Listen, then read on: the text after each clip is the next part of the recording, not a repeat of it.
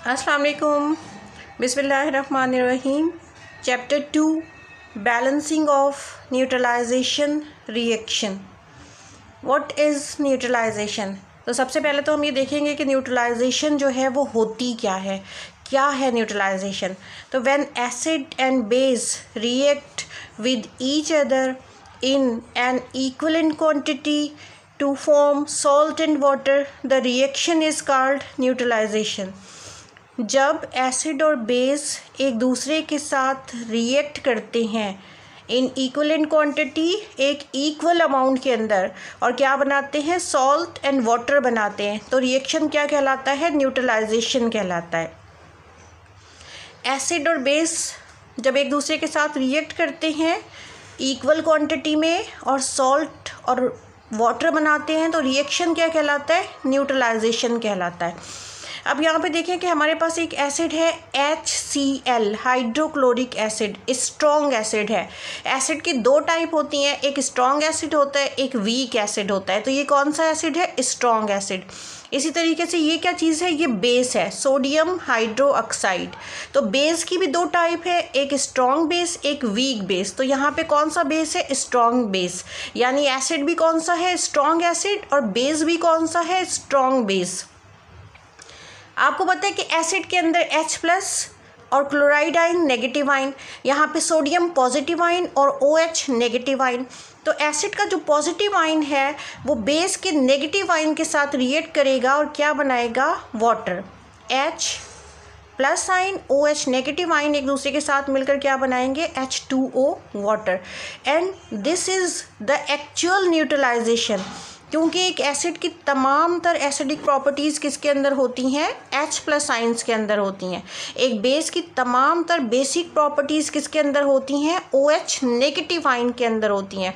और जब H+ ion from the acid, OH negative ion from the base react with each other to form water, this is called the neutralization. तो actual neutralization जो है वो क्या है कि H+ जो कि कहाँ से आएंगे, एसिड से, OH नेगेटिव जो कि कहाँ से आएंगे, बेस से, एक दूसरे के साथ रिएक्ट करेंगे और वाटर बना लेंगे, तो ये जो है वो न्यूट्रलाइजेशन है। अब बैलेंसिंग न्यूट्रलाइजेशन रिएक्शन से क्या मतलब है, बैलेंसिंग न्यूट्रलाइजेशन रिएक्शन का मतलब ये है कि अगर H+ आयन का 1 मोल है तो OH नेगेटिव आयन का भी 1 मोल हो, तो फिर कंप्लीट न्यूट्रलाइजेशन होगी। H+ आयन का 1 मोल है तो इसको कौन न्यूट्रलाइज करेगा, OH नेगेटिव आयन का 1 मोल। या अगर हमारे पास OH नेगेटिव आयन का 1 मोल है तो इसको न्यूट्रलाइज कौन करेगा, H+ आयन का 1 मोल। तो दोनों का इक्वल अमाउंट हमारे पास होगा तो कंप्लीट न्यूट्रलाइजेशन होगी। यहाँ पे जो न्यूट्रलाइजेशन हो रही है वो कैसी न्यूट्रलाइजेशन है, कंप्लीट न्यूट्रलाइजेशन है।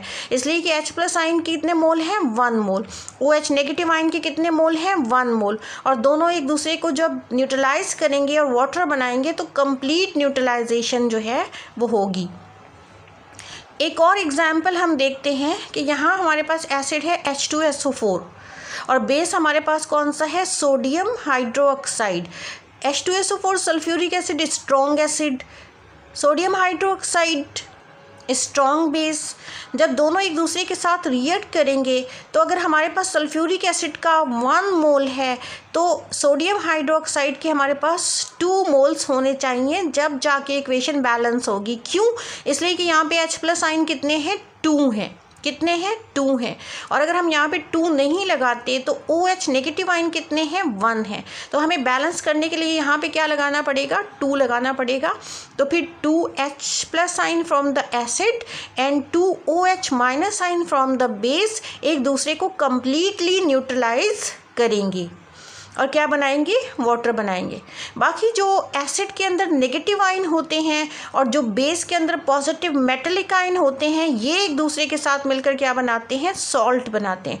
Na2SO4 sodium sulphate is a salt.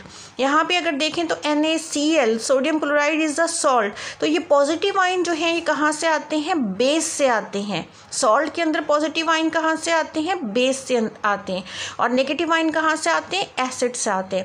लेकिन असल जो न्यूट्रलाइजेशन है हमारे पास क्या है कि H+ ion from the acid, OH- ion from the base, when neutralise each other to form water, the reaction is called neutralisation. और रिएक्शन कब कंप्लीट न्यूट्रलाइजेशन कहलाएगा? जब H+ आयन और OH- आयन इक्वलेंट क्वांटिटीज़ में होंगे, दोनों की moles की क्वांटिटी जो है वो इक्वल होगी। तो कंप्लीट न्यूट्रलाइजेशन के लिए हमारे पास कंडीशंस रिक्वायर्ड हैं। कौन सी कंडीशंस रिक्वायर्ड है? Equivalent quantities of acids and bases. यानी कि अगर हम रिएक्ट करवा रहे हैं और एसिड और बेस को, तो अगर हमने 5 ml एसिड लिया है तो 5 ml बेस हमारे पास होना चाहिए। अगर दोनों की क्वांटिटीज़ इक्वल नहीं है तो कंप्लीट न्यूट्रलाइजेशन नहीं होगी।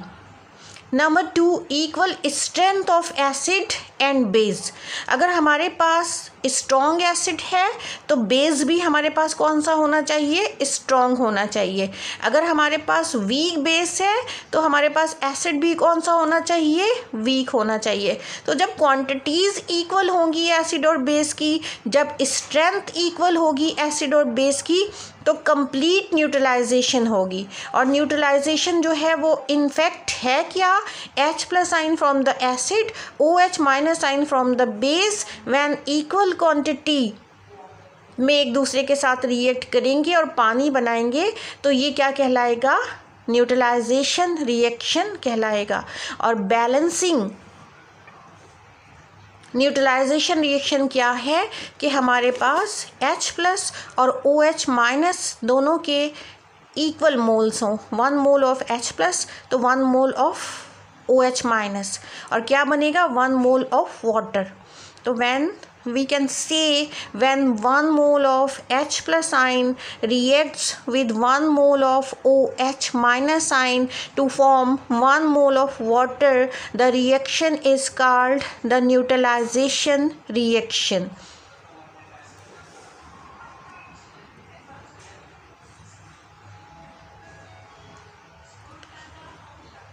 What is neutralization? Neutralization acid और बेस का एक दूसरे के साथ रिएक्ट करके एक दूसरे को कंप्लीटली न्यूट्रलाइज करना है, सॉल्ट एंड वाटर बनाना है।